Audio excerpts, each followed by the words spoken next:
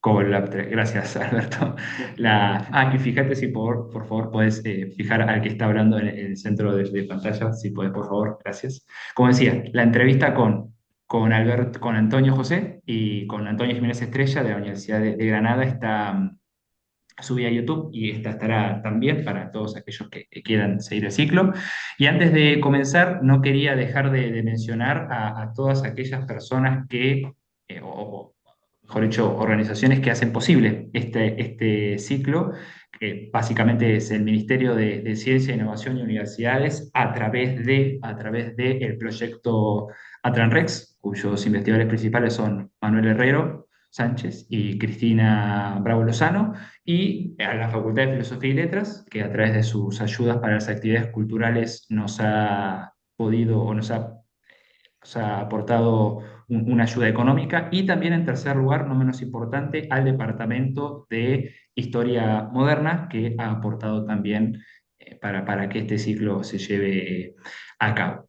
Dicho esto, aprovecho también para recordar un poco la suerte de metodología con la que nosotros nos estamos manejando, que es la primera hora y media aproximadamente, hasta las 12:20, 12:25, 12:30, serán preguntas que tanto Alberto como yo le haremos a María Luz sobre diferentes temas, y la última media hora aproximadamente estará destinada a preguntas que eventualmente puedan surgir de aquellos que están presentes, en este caso online. Por eso aprovecho para comentar que si alguien tiene alguna pregunta, puede o escribirla en el chat, que las iremos recogiendo con Alberto, o simplemente al final traerlas a colación, que estará muy bien. Dicho esto, habiendo hecho todas las presentaciones que corresponden, paso a presentar a la invitada del día de hoy, a la profesora María Luz González Mezquita. Es para mí un enorme placer, para mí, para Alberto, claro, un enorme placer, y le agradecemos enormemente que se pueda hacer presente, estando a la distancia y con 4 horas de diferencia, a las 7 de la mañana. Todos sabemos el sacrificio, así que muchas gracias, María Luz. Podría estar hablando mucho tiempo sobre todo lo que ella ha hecho, pero esencialmente diré que ella es profesora extraordinaria en calidad de emérita de la Universidad Nacional de Mar del Plata. Es también directora del Grupo de Investigación de Historia de Europa Moderna de la Facultad de Humanidades. Es directora de la revista Magallánica, un tema que estaremos hablando, y también es coordinadora del Coloquio Internacional de Historiografía Europea, que se realiza cada 2 años en Mar del Plata, de forma ininterrumpida desde el año 1994, tema que también tocaremos más adelante. Dicho esto, María Luz, buenos días, ¿cómo estás? Espero que te encuentres muy bien y te agradecemos enormemente tu presencia. Bueno, buenos días a todos y a todas. Y les digo que he hecho cosas peores. Me he levantado a veces a las 3 o 4 de la mañana para poder entrar a alguna reunión, casi diríamos subrepticiamente, desde el otro lado del Atlántico. Así que bueno, en primer lugar agradecer, por supuesto, la invitación. Espero que responda a las expectativas. Realmente agradezco a quienes han elegido que yo esté acá y por supuesto a los directores del proyecto, sobre todo de Atlanrex, a Manuel y a Cristina, o Cristina y Manuel, que nadie se ofenda por el orden, porque entonces, y de la misma manera que aclaro que me cuesta mucho hacer nombres de personas, porque sé que siempre, inevitablemente, me voy a olvidar de alguien que después va a decir, uy, ¿y a mí por qué no me nombró? Bueno, qué sé yo. Pasan estas cosas, ¿no? Una vez leí una disculpa de un profesor muy reconocido que terminaba su exposición diciendo, pido disculpas a todos los que no he mencionado por omisión voluntaria, casi pocos, pero dice la mayoría, porque no los conozco, no he podido acceder, la producción es absolutamente inabarcable, o porque no he podido tener acceso a una producción justamente en este momento que creo que podemos calificar de floreciente, ¿no? En las nuevas generaciones hay una proliferación de publicaciones que realmente sería misión absolutamente imposible poder nombrarlos a todos. Así que, hechas las disculpas, ya después Gracias por la invitación a la universidad y también al proyecto y a todos los que están acá escuchando. Así que, bueno, a ver si podemos charlar un rato. Bueno, ante todo, gracias, María Luz, por estar presente. Y dicho esto, ya comenzamos y con Alberto, cuando estábamos pensando en la lista de preguntas y dado que por tu, en fin, por tu trayectoria y por la cantidad de años que llevas en el ámbito, tenés muchísimas cosas para contar, hay algo que nos parece muy importante para arrancar, que es esencialmente, cuándo y cómo es que nace tu interés por lo que podríamos considerar historia moderna en un sentido amplio y si nos podrías describir cómo fue el camino recorrido personal, digamos, tu época de estudiante y luego los primeros años después del grado, que te llevaron a escoger ese periodo histórico en particular como aquel sobre ese concentrarían o concentraron buena parte de tus investigaciones. Tu pregunta es muy arriesgada porque son muchos años, entonces yo no quisiera aburrir a nadie, en primer lugar, ¿no? Y en segundo lugar, decir que hay una diferencia generacional y se van a extrañar de algunas respuestas porque no necesariamente coincide la estructura actual con la de los años 80, que es cuando yo empiezo con mis cursos de posgrado, y sobre todo hay una diferencia abismal entre lo que es eh, el aspecto de la investigación, digamos, de todas las funciones que en una universidad te asignan, que son gestión, extensión, investigación, docencia. Bueno, hay una diferencia abismal entre el sistema español y el sistema argentino, que en este momento tiende a nivelarse, ¿no? En la actividad en los dos lugares, convenios, homologaciones, etcétera. Y sobre todo porque yo he hecho una carrera, si querés, heterogénea y hasta heterodoxa, porque al mismo tiempo que hacía mi carrera académica a nivel institucional en la Argentina, me había propuesto hacer el doctorado, que era un proyecto calificado de a nivel local exótico, digamos, ¿no? Primero porque desde Argentina cuestionaban la imposibilidad de hacer este proyecto, porque con cierta lógica las fuentes estaban en su mayoría en España, y porque también costaba pensar seriamente que yo podría llegar a España y decir, hola, vengo a hablar de la guerra de sucesión española. Era una audacia absolutamente inaudita, ¿no? Entonces, ¿cómo compatibilizar esas dos cosas? Bueno, yo creo que la única palabra que puedo decir que sintetiza todo y hago la trayectoria más corta es gracias, porque encontré gente realmente maravillosa, generosa.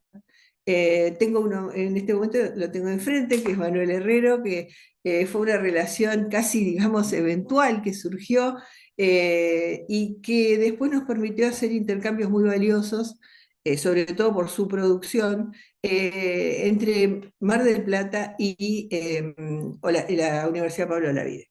Yo creo que si tengo que hablar de mí misma me cuesta un poco, es historia, yo no me interesa mucho detallar ese tipo de cosas, pero sí quiero decir que todo esto nace de una obsesión, probablemente una obsesión en cierto grado irracional, inexplicable, que fue que desde que me recibí del grado dije yo tengo que hacer mi especialización, llámese doctorado o posgrado, en España, porque quiero hacer historia de España y la guerra de sucesión de España, y acá no la puedo hacer, tengo que ir al lugar donde están las fuentes, la bibliografía, todo esto, ¿no? En una época en la que, para aclararlo, de una sola vez, no existían ni los mails, ni nada de PDF, eran pilas de fotocopias, pilas de documentos, microfilm, y llegar a Mar del Plata y que no hubiera lector para el microfilm. O sea, era como una cosa absolutamente tremenda. Y no quiero victimizarme, pero yo la primera vez que entré al Archivo Histórico Nacional es la primera vez que entré en un archivo. O sea, encontrarse con ese monstruo que me sigue pareciendo un monstruo, el Archivo Histórico Nacional de Madrid, no así la Biblioteca Nacional en la que me siento como si estuviera en casa. No sé por qué me pasa eso, pero entré en el archivo, vi la cantidad de investigadores, vi el panorama que se me planteaba y otra vez vuelvo a decir gracias porque encontré archiveros que me ayudaron mucho, como Mari Carmen Guzmán, que estaba en la sección Osuna y me dijo, esto se hace de a poco, no te angusties. Imposible que yo aceptara esa palabra, yo me angustié lo mismo, porque vi el sector de investigación, el salón donde estamos todos ahí consultando, y dije, bueno, acá hay dos grupos de investigadores, ¿no? Los locales, que tienen tiempo, que pueden hacer una investigación tranquila, transcribir tranquilamente o no, y los anglosajones, que dicen, yo quiero todo esto y lo consigo simplemente pagando distintas formas de pago. Y en el medio estaba yo, que no tenía ni el dinero de los anglosajones ni el tiempo de los locales. Entonces dije, bueno, esto va a ser algo realmente complicado. Bueno, eso me llevó a volver infinidad de veces siguiendo las huellas del almirante, y esto ya es otro tema porque tendría que explicar por qué elegí al almirante, digamos, ¿no? Que tal vez es algo que puede interesar realmente a la gente que recién empieza a hacer investigación, porque es lo más difícil de la investigación, circunscribir un tema y que no se te escape de las manos por 500 lugares que te van a llevar a una prolongación de la tesis peligrosa. En ese momento no había sistema de becas como actualmente se ofrecen en distintos sectores. No había la posibilidad de intercambios fluidos, o sea que era todo paso a paso, paso a paso. Piensen que yo me recibo de grado en la década del 70 y la primera beca que consigo es del año 87. 15 años, todos los años, presentando los formularios en la sección cultural de la Embajada Española en Buenos Aires. Hasta que un día dijeron, bueno, ya está, no la queremos ver más. Tiene una beca que era del Instituto de Cooperación Iberoamericano, en aquel momento se llamaba ICI, después se llamó ESI, cambió de nombres, etc. Así que bueno, esos son los comienzos. ¿Y por qué historia moderna? La Universidad Argentina estaba, como decía, en un periodo de organización, se abría la Universidad Nacional, venía de fusión de universidades, se hacían planes nuevos. Y yo inicialmente entré en una asignatura que era Historia de España, que luego, por distintas cuestiones, se consideró que Historia de España no era importante para estar en el plan y fue eliminada del plan. Entonces, vi la oportunidad de estar en Historia Moderna y dije, bueno, yo puedo hacer Historia de España en Historia Moderna. Una gran parte de la modernidad es Historia de España, por lo menos la primera parte.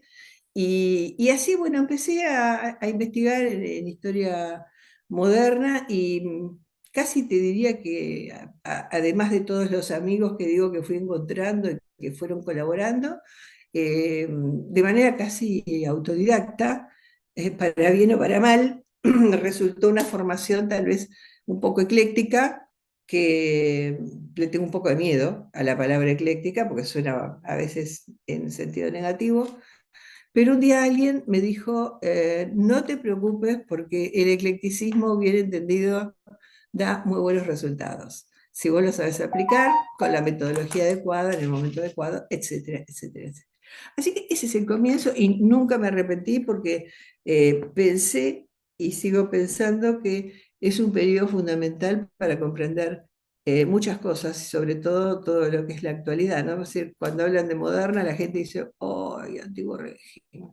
¡Qué castigo! O sea, estar cada vez justificando con los alumnos que vienen de cosas mucho más atractivas, seguramente, de la historia antigua, medieval, toda romántica, y aparecemos nosotros con nuestras dudas conceptuales sobre el Estado y ese tipo de cosas, y entonces, bueno, cuesta un poco, hasta que se dan cuenta que sí, que realmente muchas de las cosas que estamos todavía hoy analizando y probablemente no solucionemos nunca, están vinculadas a los cambios que se producen sobre todo desde el 16, ¿no?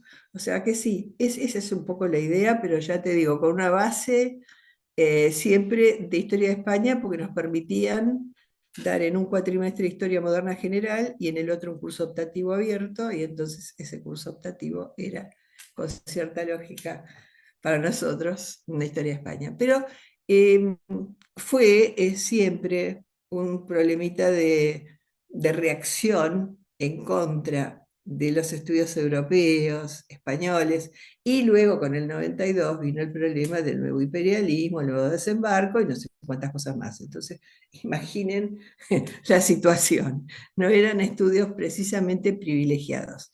Si te presentabas a una beca, una opción, siempre tenías casi la certeza de que ibas a estar muy a la cola en la selección.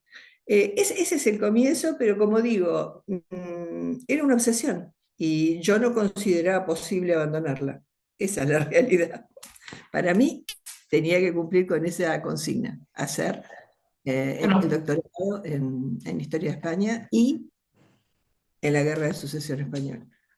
bueno, pero en ese sentido, recuerdo cuando, apreciación personal, estábamos cursando la materia y vos nos comentabas lo pesada que era la valija cuando volvía de España por el sobrepeso con la cantidad de fotocopias y microfilm que volvía de Madrid a Mar del Plata, muy diferente a lo que podemos hacer hoy. Pero en ese sentido, te quería preguntar si alguna vez consideraste, sobre todo cuando terminaste el grado, década de 70, 80, siquiera como una posibilidad, dedicarte a los estudios del continente americano. Si eso, me refiero en el sentido de estudiar problemáticas siglo XVII, XVIII o siglo XVI incluso, pero en el continente americano, porque en aquel momento sí que, bueno, había una línea de historiadores argentinos que iban por allá, pero si realmente nunca consideraste esa área de investigación y optaste por algo que para la época era disruptivo. Absolutamente. Es más, eran dos campos enemigos, los que hacían historia americana y los que hacían historia europea. ¿Y hasta qué punto eso fue superado hoy? No lo sé. Sé que hay muy buenas intenciones y por lo menos hay un diálogo que se ha abierto con la intención de comprender que, en definitiva, y esto tiene que ver también con el cambio del concepto de Estado, entre comillas, porque si no a cada rato voy a estar aclarando que no considero que sea Estado y demás, pero esos cambios implicaron que hoy se hable de historias conectadas, que la monarquía sea primero compuesta, después fue policéntrica. Entonces vos te das cuenta de que hay una posibilidad diferente de insertar tus estudios, porque hay una verdadera intención de una integración entre los conceptos que también se discuten de centro y periferia, aparecen todas estas posibilidades de historias conectadas, entangles, etcétera, ¿no? No vamos a desviarnos por distintos temas, pero existe esa posibilidad y uno ve trabajos como evidentemente la conceptualización de las monarquías policéntricas, que fue de un impacto impresionante, y ve los trabajos de autores que se preocupan de explicar lo americano con el background de todo lo que es historia europea, cosa que antes era casi imposible porque estudiamos los casos por separados, hasta que se entendió que la monarquía era una sola y que tenía después distintos centros que interaccionaban entre ellos, ¿no? Y que creaban otro circuito de poderes y demás. Pero para eso pasaron muchos años. Estamos hablando de las publicaciones que yo me encuentro cuando empiezo con la investigación, y la única referencia fue la obra de Cayman, que alguien puede decir, Cayman. Sí, Cayman hizo una historia de la Guerra de Sucesión en la que planteaba muchas posibilidades para la investigación y planteaba los lugares en los que había debilidades, se podía seguir por ahí hasta que aparece la obra de Alvareda, ¿no? Con una nueva lectura de la totalidad de la guerra, era prácticamente la única labor así de síntesis encarada seriamente. Entonces, bueno, eso es lo que pasaba y creo que todavía en muchos casos se habla de historias conectadas cuando en realidad no se está trabajando historias conectadas, se está haciendo un poco de América, un poco de Europa y ahora ya a nivel mundial. Sí, porque ya no es el Atlántico, ahora ya es el Atlántico más el Pacífico. Bueno, en fin, para mí inabarcable, que yo no podría nunca decir una palabra referida a Filipinas. Lo juro, sería poco serio, ¿no? El mismísimo Subrahmanyan es excelente, me parece una obra impresionante, pero no en todos los niveles puede hablar con el mismo conocimiento, ¿no? Porque, bueno, para mí la especialización es eso, es trabajar a fondo con algún tema, ¿no? Así que, bueno, eso es un poco, no sé si te respondí, No, sí, sí, no todo. no, no, no, pero por favor, María Luz, nos estás dando mucho material, esto lamentablemente termina la laguna, pero podríamos seguir preguntando muchísimo más tiempo. Pero en concreto sobre ya y mirando en retrospectivamente, ¿no? Eh, ¿Hay algún, digamos, hay algún motivo en particular por el cual vos escogiste en simultáneo a la nobleza y a la guerra de sucesión española como ámbitos en el cual te insertaste, o digamos, nació de un interés genuino, o si por el contrario fue lo que comentabas antes, la disponibilidad de las fuentes, tener a alguien que te ayudase en el archivo, comentarios que te llegaban de otros colegas, digo, ¿cómo explicar? Porque es algo que realmente nos interesa el germen, ¿no? Tanto de la nobleza como de la guerra, como tus ámbitos dentro de lo que es la historia moderna, porque, bueno, hasta el día de hoy seguís trabajando sobre otras cosas, por supuesto, pero sobre eso también. Eh, Cuando yo llegué al archivo ya estaba decidida por la nobleza, ya estaba decidida por la nobleza. Es cierto que lo que tenés en fuentes disponibles es lo que en definitiva te ayuda a trabajar una tesis, porque si quieres hacerlo y no tenés las fuentes es como perseguir un imposible, ¿no?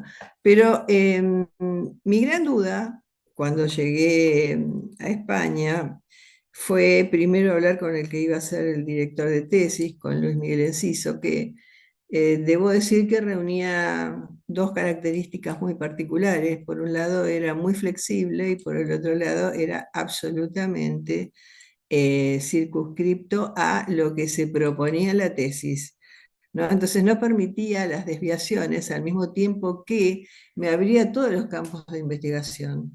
Y quiero aclarar que, hablado con él y no a espaldas de él, yo fui a consultar al mismísimo Antonio Domínguez Ortiz.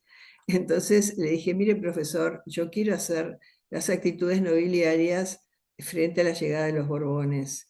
Y me dijo, eso es el trabajo de un equipo de muchas personas durante muchos años y usted sola no lo va a poder hacer. Usted tiene que elegir un noble y a través de él hacer esto que quiere trabajar de la nobleza, ¿no? Con lo cual ahí por primera vez tuve un encuentro con otros dos campos que parecen absolutamente separados y que para mí no están separados, que es la microhistoria y a la vez la macrohistoria. Es decir, la oposición micro-macro para mí es falsa. No se puede hacer micro sin hacer macro. Es decir, yo no puedo investigar un personaje de la época sin conocer muy bien la época y, según mi director, todo lo que tiene que ver con ese personaje. O sea, cuál es su situación económica, lo cual me abría cada vez más el tema y yo decía, bueno, esto sí que está difícil. Ahí tuve mucha suerte, mucha colaboración por parte de un profesor que lamento que ya no esté, que es Ignacio Atienza, me ayudó muchísimo, viniendo del sur y no teniendo acceso a la bibliografía, él me dio toda la bibliografía de su producción, fotocopiada en distintos lugares, dispersa, porque si hay algo que tuvo mi tesis es documentación dispersa. Las fuentes estaban absolutamente dispersas y entonces, bueno, me dijo, usted tiene que elegir un personaje. Y yo le dije, yo creo que el almirante es el más representativo de lo que yo quiero ver, que es por qué se oponían y cómo pasó esto, ¿no? Bueno, efectivamente no podía equivocarse dada el alto grado de conocimiento de la nobleza que tenía. Y bueno, ya a partir de ese momento, encaminada por el mundo del almirante, decidí que no iba a hacer ningún tipo de, ni una aspiración biográfica, sino un momento de su actuación política, que era la que no se conocía y era la del momento en que deja España y se va a la corte de Lisboa para unirse a los aliados. Eso fue lo que me propuse y, y descubrir también, porque también hablé con otros autores, con Henry Kamen, etcétera, y me decían que los nobles no eran, digamos, el grupo adecuado para hacer una historia de cultura política y demás, ¿no? Bueno, pero las obsesiones son obsesiones. A veces se escuchan las opiniones, como en el caso de Domínguez Ortiz, y bueno, hice caso omiso de la que me dijo que no, no se podía, porque yo estaba confiada en que sí, y realmente encontré un personaje paradigmático y a la vez diferente, que fue el almirante, porque él escribió, tuvo la necesidad de manifestar lo que pensaba, ¿no? En un documento, cosa que los nobles no hacían frecuentemente. O sea, no, no tenemos muchos manifiestos de nobles. Acá lo que sí descubrí entonces fue que estaba una necesidad de manifestar y de autojustificar una actitud por parte de él. Y además las respuestas que tuvo me pareció muy importante, con estudios que se habían hecho previamente, como los estudios sobre las mazarinadas, etcétera, de Christian Jouot, que efectivamente demostraban la posibilidad de demostrar una serie de relaciones textuales que daban como resultado unos racimos textuales muy interesantes. La contestación de uno a otro, la respuesta del otro, la réplica, cada vez subiendo más de tono, ¿no? Entonces, descubrí allá por los casi 90 que el asunto estaba entre las armas y las palabras. Entonces, armas y palabras iban juntas. No digo que las armas son iguales a las palabras o que las palabras tienen el mismo efecto, pero hay muchos autores que dicen que las armas pueden ser palabras, ¿no? Y después vino todo el turning point el lenguaje performativo, el poder de las palabras, etcétera, en un momento en el que sonaba un poquitito audaz. Tuve mucha oposición a esa teoría, de la misma manera que se vinculó después con teorías como si existía una opinión pública, si eso era una manifestación de opinión pública o no, hasta dónde llegaban esas manifestaciones, quién las leía. Bueno, en fin, ya entramos en detalles muy, muy chiquitos de la tesis, o no tanto, porque hoy todavía no están resueltos, sobre todo a nivel teórico, creo. No, no hay una gran preocupación por decidir qué era eso, ese fenómeno comunicacional, que por eso decimos que la guerra es, además de todas las cosas que ya sabemos, un fenómeno comunicacional, ¿no? O sea, la importancia, pero la importancia de este fenómeno en el que evidentemente para mí es muy importante distinguir entre lo que era propaganda, lo que era opinión pública, ¿no? Es decir, no es exactamente lo mismo y a veces se utilizan como sinónimos, ¿no? Creo que merece la pena todavía seguir investigando en esto, sobre todo con el aluvión de críticas que tuvo la teoría de Habermas, y la posibilidad que autores como Olivieri o Eloy Sermán han planteado de cómo las palabras actuaban movilizando al público y cómo se discutían, en lo que, bueno, los ingleses han hecho su propia categoría, ¿no? Para la época, si bien en contextos diferentes, ya sabemos eso, utilizando un concepto que a veces nos salva de tanta discusión, que es el concepto de cultura política pública, ¿no? Es decir, la existencia de una cultura política pública, que es el concepto de Hattendorf y de Mühlenbrock, que trabajaron para los aspectos retóricos, digamos, de los discursos de la guerra de sucesión en Inglaterra, y que, bueno, no han tenido demasiada repercusión, creo. De estos primeros minutos en los cuales nos has comentado sobre, en fin, tus inicios y tus motivaciones, puedo sacar, como cualquiera, puedo sacar dos conclusiones. Primero, las dificultades de intentar hacer o procurar hacer historia moderna estando en el continente americano, en fin, y por la dificultad de fuentes cuando vos comenzaste, pero también otra cosa que es usando un término que está también muy de moda, la resiliencia, ¿no? Para seguir investigando, ir además de todo esto. En este sentido, y vamos a otro tema, eh, vos liderás dos, vamos a decirlo, dos empresas que desde bastantes años están presentes y que yo creo que tienen y pisan fuerte en el ámbito de la historia moderna. Uno es la revista Magallánica, que dicho sea de paso, este año cumple una década, comenzó en 2014 y cumple 10 años, y el otro son las jornadas, ¿no? Las jornadas de historia moderna desde el año 1994, insisto, de forma bianual. En este sentido, nos interesa mucho saber sobre la revista. Esto es muy interesante porque tenemos la posibilidad de hablar con alguien que dirige y que, digamos, sabe todo lo que eso implica. En primer lugar, ¿qué tenías en mente cuando surgió la revista que fue pionera? Realmente, en el ámbito argentino fue pionera la revista Magallánica, y pasados 10 años, insisto, cómo surgió y pasados 10 años, ¿cuáles pensás vos que son, por un lado, los retos y dificultades de ser la directora de una revista, pero por otra parte, qué es lo que te genera o qué es lo que más te agrada de justamente estar al frente de la publicación de una revista de estas características? Mira, había habido en la facultad varios intentos de creación de revistas de distintas áreas de la facultad y también en historia, y inexorablemente terminaban en intentos fallidos, ¿no? O sea, se publicaba un año, 2 años, y después por alguna razón que nunca está muy clara, se iba diluyendo. Y hay una cuestión, la revista no tiene ninguna financiación. Entonces, el trabajo es muy exigente para pocos. Y lo que uno puede considerar una maravilla, digamos, ay, qué lindo tener una revista y todo lo demás, después en la práctica es realmente pesado.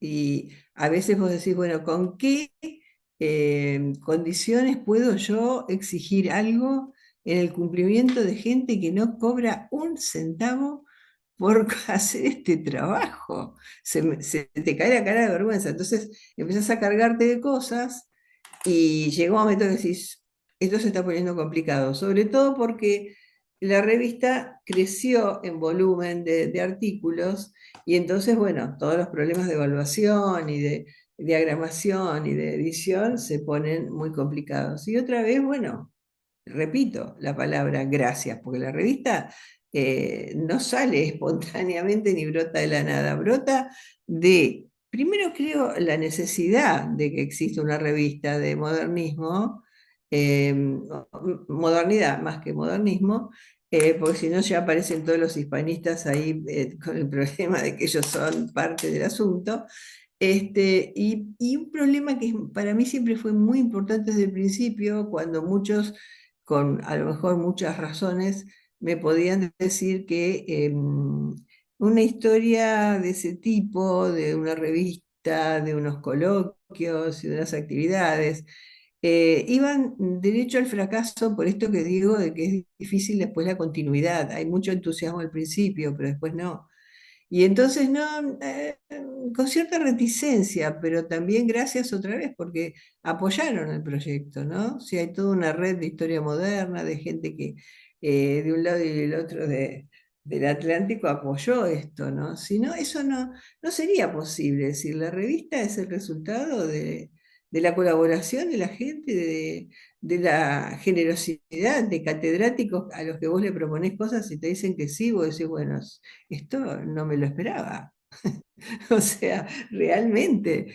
Pero la intención de que se publique con autores que son españoles, italianos, franceses, pero también actores locales que hacen Moderna, porque con Moderna a mí se me planteaba un tema muy interesante, que es el tema de la identidad.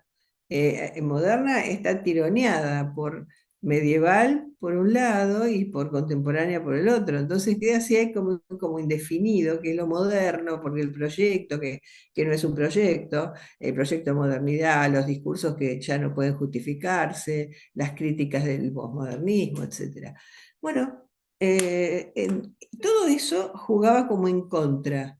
Así que era cuestión de conseguir algunos socios voluntarios que siempre están con ganas de colaborar y de que la cosa siga adelante. Y entonces empezamos de a poco con eso.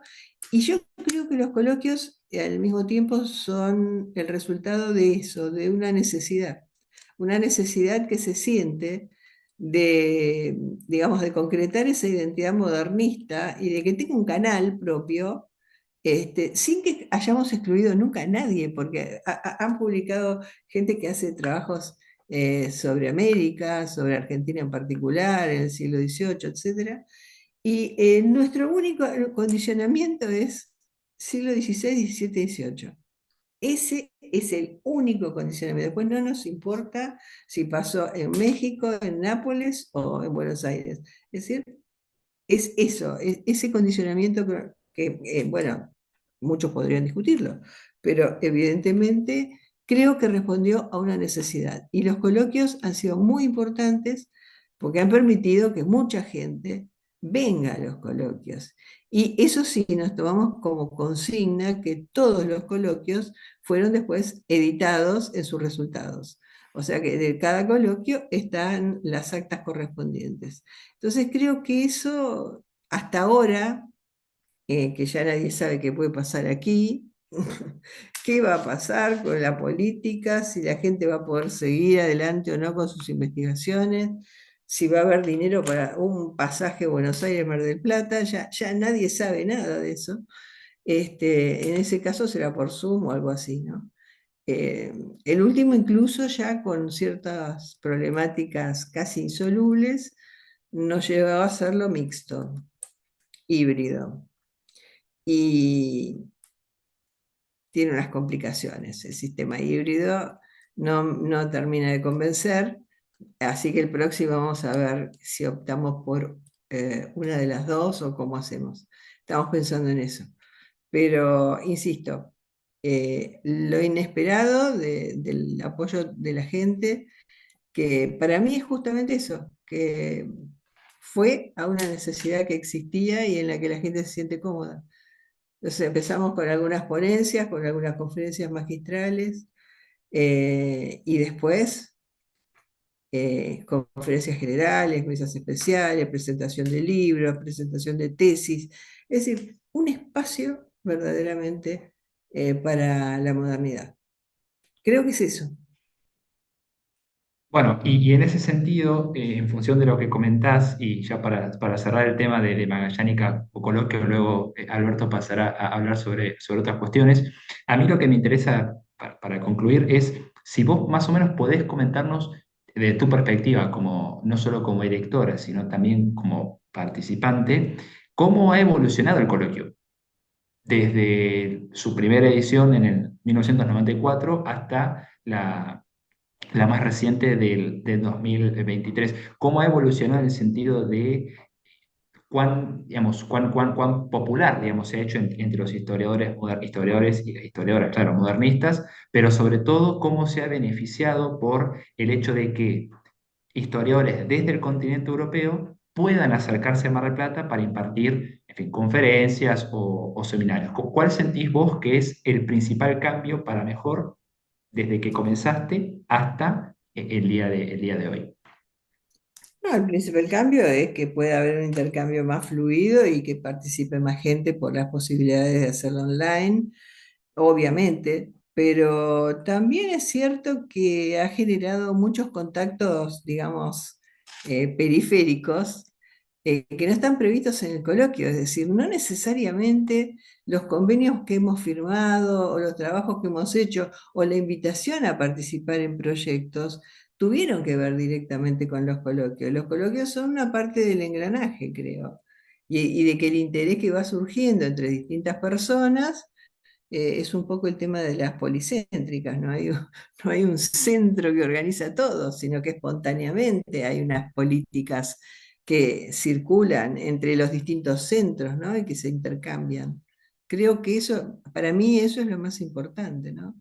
Empezó con el primero tenía 5, creo, conferencias magistrales, y en las últimas versiones tenemos 150, 200 ponencias, que es un número interesante.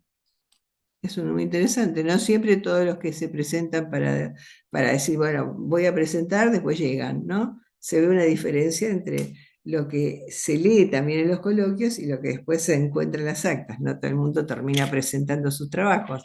Eso ya lo sabemos en todos los casos, es parte de la dinámica, ¿no?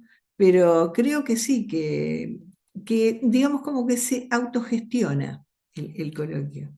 Pues decir, que alguien te diga, yo quiero que veamos si puedo presentar mi libro en el coloquio del año 2025, bueno, algo tiene que ver con esto de que gente que ha estado en el coloquio y ha participado, se siente de algún modo vinculado, ¿no? El resto son reuniones muy importantes que se hacen en Argentina, pero en los que vuelvo al tema de la identidad de la modernidad.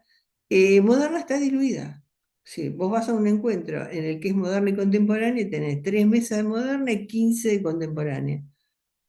Bueno, el número no necesariamente indica nada, pero vas al Interescuelas, en el que hay, no sé cuántas mesas puede haber habido este año por la crisis, pero bueno, modernidad había 3 mesas, frente a 250, 300 mesas de temas generales, ¿no?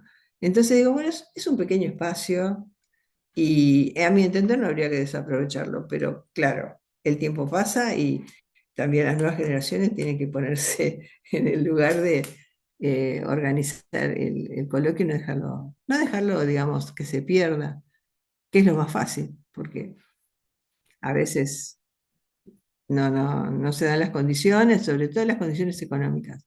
Nosotros siempre hemos pretendido que la persona que llega a Mar del Plata tenga garantizado por lo menos la estadía de esos días que dure el coloquio de Mar del Plata. Es lo menos que le podemos ofrecer a gente que está acostumbrada a viajar con el pasaje internacional, con todo lo demás, y nosotros aparecemos siempre con los problemas económicos. Sí, bueno, este año ya no sabemos qué va a pasar con eso.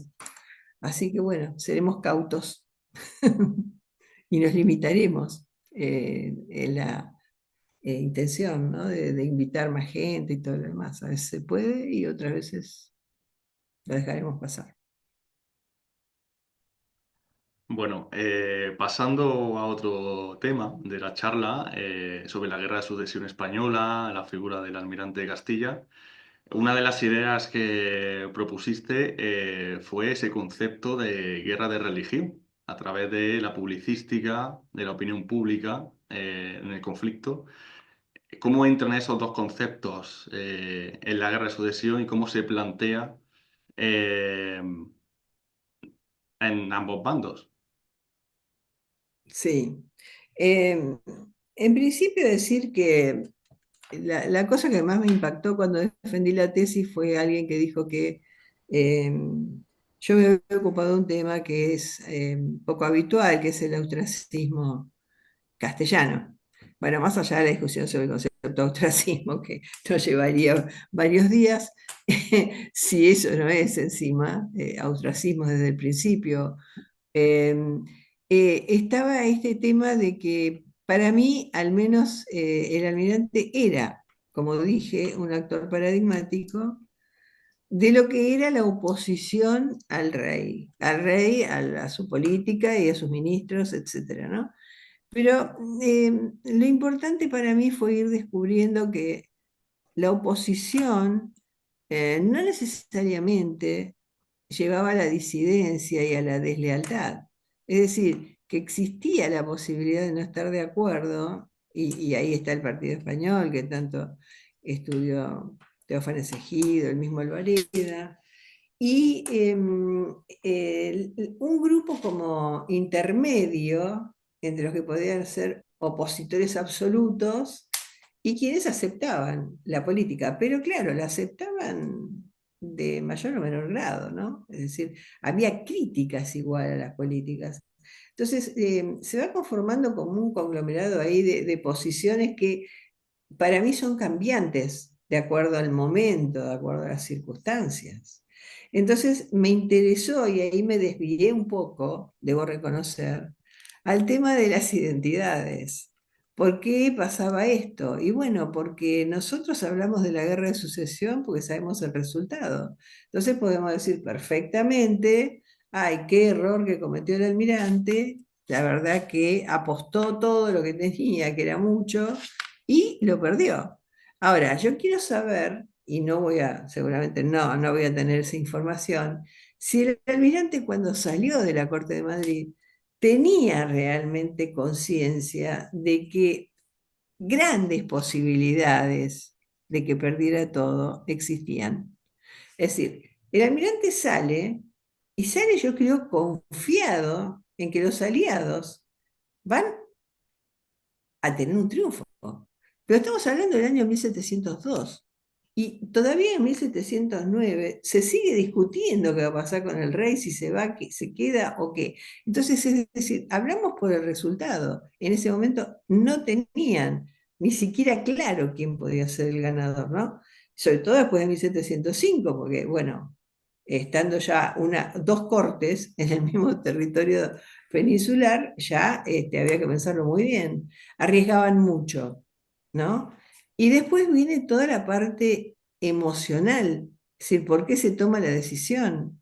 Y yo creo que nunca hay una sola razón. Se han arriesgado montones de razones, desde la situación económica deficitaria de los nobles, pasando por la cuestión emocional de que no tenían descendencia, casi todos los grandes opositores no tenían descendencia. Es una cosa anecdótica, ¿no? Pero bueno, pasó. Entonces, como nosotros no vamos a ser contrafáctica, y si hubiera, no, esto es lo que pasó. Se fue en 1702 y a partir de ahí su vida fue realmente muy difícil. Ahora, ¿se consideró un fracasado? No llegó a tener tiempo de la absoluta dimensión de si lo suyo había sido un fracaso. Y si vamos por los resultados, evidentemente las campañas de ocupación que los aliados pretendían hacer, de acuerdo al plan del almirante, tenían que ser de una manera que recibiera una oposición absoluta en la Corte de Lisboa por parte de los aliados, y sin embargo fue la única que después tuvo una opción, por lo menos de ocupación de Madrid. Entonces, aún después de su muerte, podría considerarse reivindicado, ¿no? Si alguien se hubiera ocupado de hacerlo, seguramente podría haber sido el mismo Cienfuegos, pero el manifiesto del almirante es muy claro, manifiesta todos los problemas que se le planteaban a él. ¿Y por qué había hecho esto? ¿Hasta qué punto es absolutamente verdad? Bueno, tampoco podemos saber eso. Ni siquiera podemos asegurar si el manifiesto lo escribió él o lo escribió alguno de quienes lo acompañaban.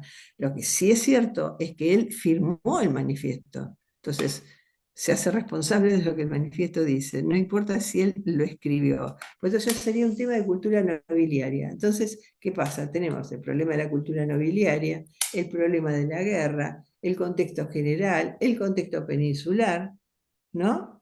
Y entonces creo que es un tema que da para muchísimo y que seguramente da para mucho más y seguirá dando eh, para más investigaciones, ¿no? Yo sigo encontrando cosas del almirante, que es como una especie no creo en las casualidades, creo en las coincidencias, porque lo seguí por distintas cortes es decir, mi interés estaba focalizado, por supuesto, en Viena, en Madrid y en Lisboa, pero he encontrado después versiones del manifiesto. Y dice, ¿cómo podés demostrar que el manifiesto tuvo difusión?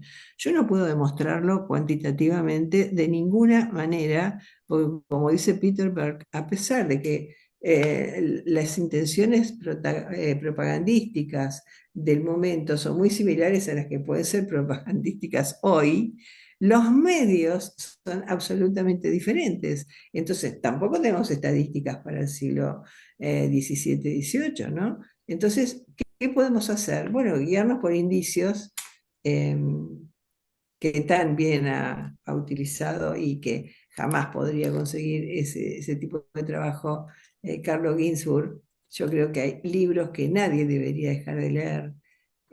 Uno es El queso y los gusanos, el otro es La herencia inmaterial, en fin, Norbert Elias. No importa que los hayan criticado mucho después, al mismísimo Maraval lo han criticado y sin embargo yo creo que son libros que no deberían dejar de leerse. Yo defiendo la integración entre todos los autores clásicos y los nuevos autores. Es decir, me parece fundamental, porque si no como que no existieron y en realidad todos hemos leído esas obras y de alguna manera nos han influido. O sea, no salen las cosas de la nada, ¿no? El tema de los hombres de gigantes y demás. Bueno, pero me fui. Entonces, lo que quiero es volver y decir eso de que me parece que puede dar para más cosas y yo encontré en distintos archivos, en Nápoles, en distintos lugares, encontré en Francia, por supuesto, en asuntos de exterior de Francia ya lo que se le escapó a ese ministerio porque no existía, el manifiesto en distintas versiones, en inglés, en alemán, en italiano. No está solamente en portugués y en español. Obviamente, estamos hablando de los lenguajes, de los idiomas que manejaba el mundo de los aliados, ¿no? Y con una intencionalidad manifiesta, influir inicialmente en las cortes, en los círculos cortesanos, para que después eso circulara hasta donde no podemos saberlo. Pero yo sí creo que hubo una opinión pública a pesar de que se discuta la formulación del concepto. Y eso es lo que me gustaría que pase, que se discuta. Manuel, veo que te tenés que ir. Hasta luego, Noel. Gracias. Me voy, me despido. Hasta luego, me voy a clase. Seguir así, disfrutar de la discusión. Hasta luego. María Seguimos, Luz. ojalá que haya Chao, chao. discusión. Hasta luego. Sí, Sí, yo creo que hay una reticencia a discutirlo, el tema, ¿no? Porque siempre el concepto, bueno, para empezar, hay que leer distintos campos. Interdisciplina en primer plano, así que leer filosofía, habría que leerlo en alemán. En fin, la discusión de la teoría de Habermas tiene sus bemoles, pero el decir tranquilamente que en el siglo XVII no existió la opinión pública, bueno, ahí ya hay que empezar a argumentar fuerte. claro, bueno, te has adelantado un poco a la siguiente pregunta que iba a plantear. ¿Por qué crees que ese concepto es aplicable a la Guerra de Sucesión Española y qué mecanismos se desarrollan a través de esa publicística? El concepto de opinión pública me refiero. Sí, lo que pasa es que, bueno, hay como una aceptación de la teoría de la separación de las esferas, la pública y la privada, y la idea de que hay un mensaje de comunicación política que viene del rey y otro que viene desde distintos sectores, no hablemos de pueblo porque sería otro problema, pero de distintos sectores que manifiestan su oposición. Y se ve como dos mundos separados. Y en la teoría de Habermas se asimila ese concepto a la existencia de un grupo de burguesía que defendería determinados ideales y que definiría lo que después va a ser la definición también de la existencia de un Estado en el siglo XIX. Como todo eso está puesto en discusión, perfectamente se puede empezar de cero, no se trata de eliminar la cultura como la interpretó Habermas, no se trata de eliminar la teoría de Habermas. Sería poco inteligente porque es una magnífica teoría, pero sería importante revisarla sin la hazaña con la que ha sido vista últimamente. Ahí voy a salir en defensa de Habermas, a decir, Habermas vete al infierno, Habermas ha muerto, Es decir, no, estamos hablando de otra cosa, estamos hablando de repensar la teoría de la comunicación de Habermas y encontrar una vía que para mí es muy importante en la guerra de sucesión, que es la de la comunicacional. Por decir, no es posible hablar solamente de las campañas de armas, porque tampoco el absolutismo era una cuestión solamente de imposición por las armas. Tenemos todo lo que llamamos el soft power, es decir, el tratar de convencer a un público que, como dice Hattendorf, en realidad lo que termina haciendo es convertirse en una especie de tribunal público que juzga las actitudes del gobierno y las decisiones del gobierno, ¿no? Y hay ámbitos de esa discusión, aunque no sean los ámbitos que definió Habermas. Es decir, las noticias circulan, las cosas se discuten en la calle, ¿no? Y bueno, todos los estudios de Castillo Gómez que en realidad demuestran que no se trata solamente de lo que está escrito, de lo que se publicó en papeles que circulaban, sino también en otras manifestaciones de comunicación, ¿no? Sí, bueno, y pasando a la figura propia del almirante de Castilla, ¿por qué sugieres que es mejor hablar de redes de fidelidad antes que un partido, digamos, encolumnado detrás de su posición? ¿Por qué no hubo un partido, decís? Sí, Bueno, las redes de fidelidad eran muchas, pero llegado el momento no tuvo la respuesta que esperaba. Desde luego que no. Él tenía la certeza de que iba a poder manejar todo un movimiento nobiliario que se declarara a favor del archiduque, y cuando se dio vuelta y miró para atrás no lo tenía. Y además de eso tuvo muchísimos problemas en la corte de Lisboa. Él era un extranjero en la corte de Lisboa. Y además, por si todo esto fuera poco, dentro de la corte no había homogeneidad respecto a qué se debía hacer con la guerra. El frente de los aliados estaba muy fracturado, tenía diferentes intereses y a veces contradictorios. Entonces se encontró con muchos personajes que deberían haber sido en teoría aliados de su postura y que resultaron absolutamente opositores.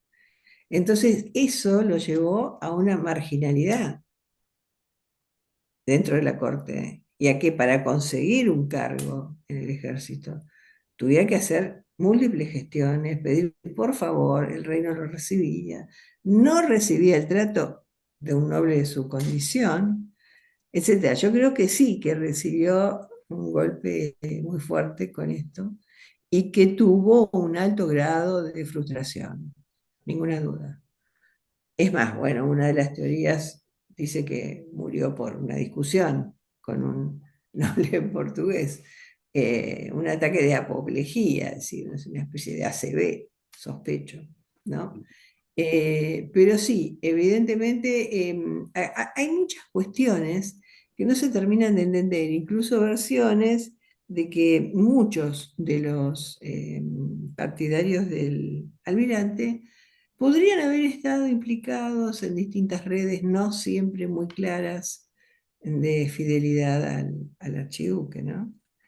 Algunos dicen que podría haber escuchado otras propuestas, y ya sabemos que en esos momentos eh, la gente esperaba ver los resultados, y a medida que se iban dando los resultados de las batallas, Almanza, Brihuega, Villaviciosa, bueno, muchos que estaban con dudas existenciales enormes, terminaron convencidos de que era mejor apoyar a Felipe V. Sí, mientras tanto, distintas técnicas, ¿no?, de evasión para enfrentar las decisiones. Yo debo reconocer que a pesar de todas las limitaciones que estamos manifestando, el almirante tomó una decisión y la ejecutó hasta las últimas consecuencias. Por lo tanto, de ahí mi idea del principio de que sea un actor paradigmático, aunque haya dudas en algunos momentos de su actitud, pero digamos, públicamente asumió estas decisiones, por más que haya sospechas, Lo que tenemos en historia siempre son los documentos, ¿no? Y hasta que no podemos encontrar algo que puede mostrar otra cosa, es así. Pero insisto, el tema de las identidades en ese momento me parece verdaderamente fundamental para explicar las cuestiones de fidelidad o no fidelidad, y ya nos queda la última discusión que podríamos dar, que sería si es fidelidad o es lealtad.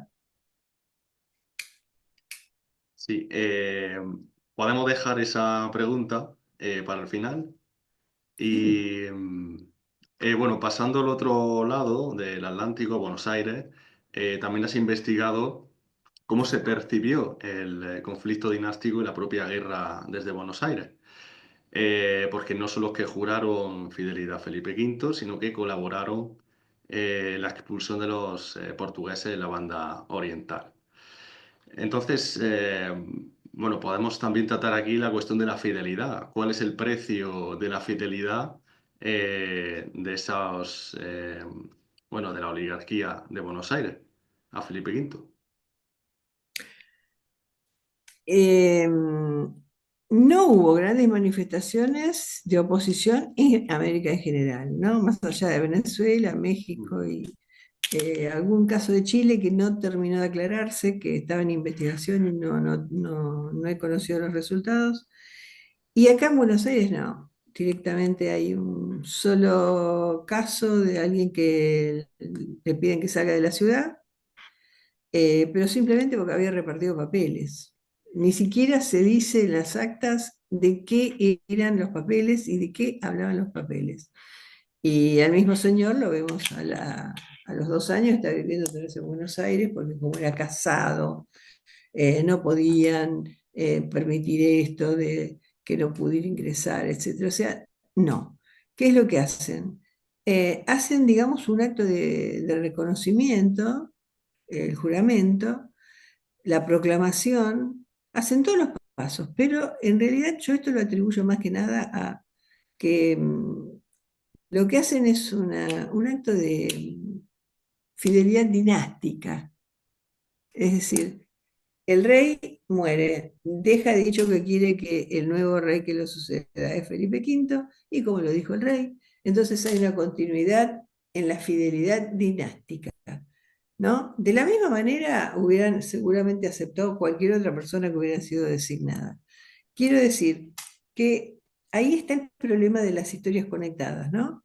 Y de cómo a veces todo lo que se decide a nivel general, que es esto de, bueno, la proclamación, seguir los pasos habituales, el estandarte, oído, oído, oído y todo el juramento, bueno, fantástico, todo eso se hace. Pero en el fondo lo que hay es un análisis de las circunstancias locales. Es decir, hay un enorme pragmatismo en estos actores. Son fidelidades convenientes, porque aun cuando en las Cortes de España, de Madrid en este caso, perdón, y de Lisboa, estuvieran muy enfrentadas por el tema del sacramento, que era un tema bastante importante, aunque pareciera que no, aunque estuvieran enfrentadas a nivel local en Buenos Aires, obviamente el enfrentamiento existe, pero también existe la conveniencia.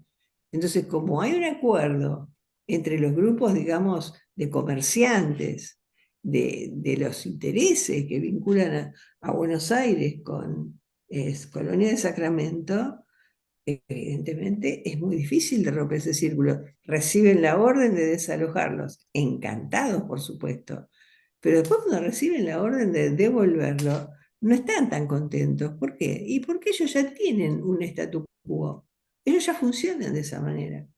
Entonces, lo que alguien llamó, el profesor Humer, lo que llama el complejo rioplatense. Es un complejo que tiene sus propias reglas de juego. Y ahí está el problema de hasta qué punto esas reglas de juego son compatibles con los intereses de las dos cortes, que por otra parte tienen una discusión casi retórica, porque el problema es el de los límites, y los límites no se establecen. Siguen los años y seguís viendo los pleitos por los límites. O sea, no hay un acuerdo. Es evidente que los portugueses querían quedarse con toda la banda, pero no solamente por la cuestión estratégica de lo que recibían como orden de Lisboa, sino porque se quedaba sin los ganados, que en gran parte estaban en la banda oriental. Entonces, bueno, acá el conjunto de intereses locales y de estrategias locales a veces no coincide con lo que se decía a nivel diplomático entre las cortes europeas.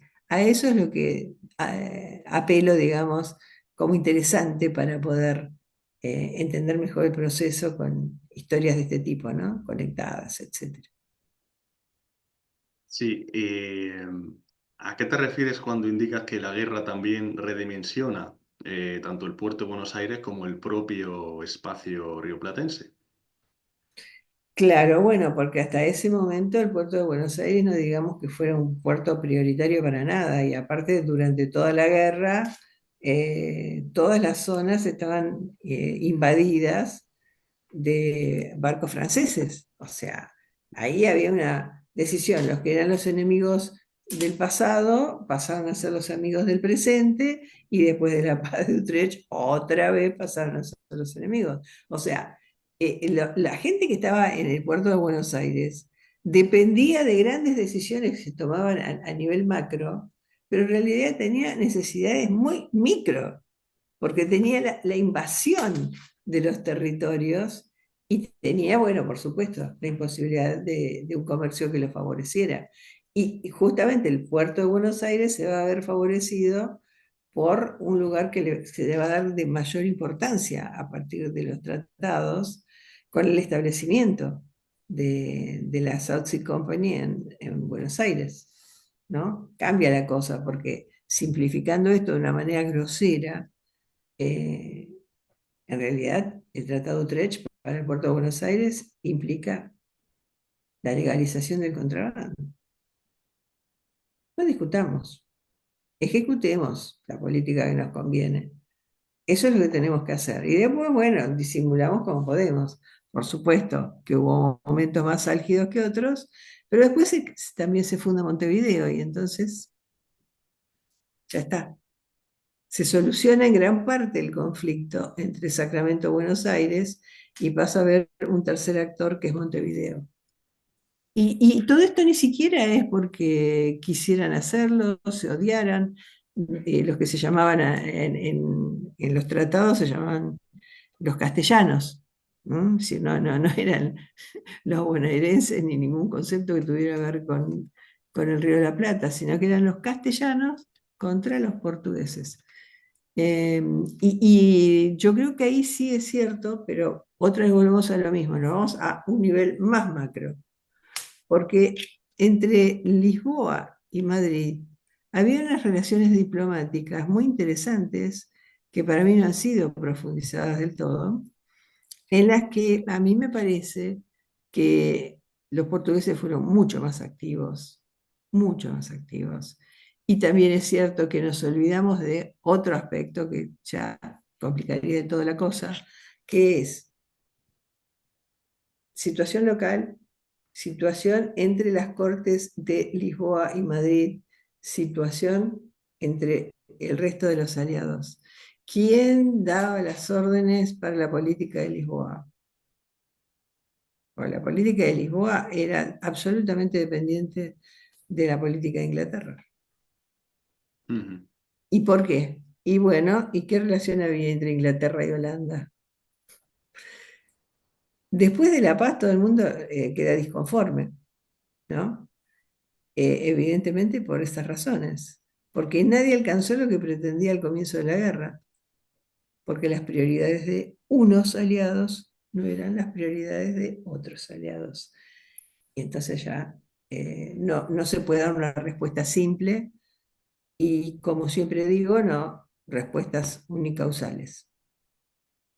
Multiperspectiva, multicausalidad.